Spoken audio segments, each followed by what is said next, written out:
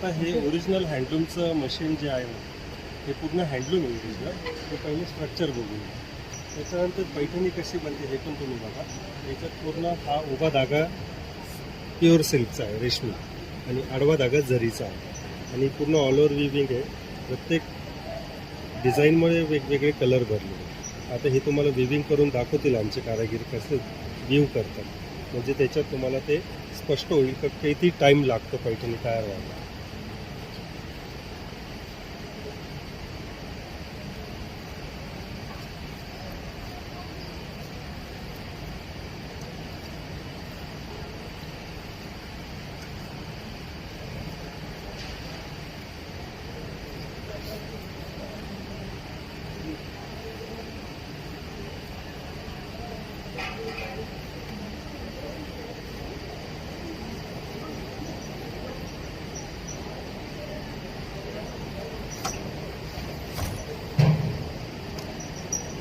तर या डिझाईननुसार त्याला कालावधी जो लागतो कमीत कमी 3 ते 4 महिन्याच्या पुढे याला पैठण्यांना कालावधी लागतो.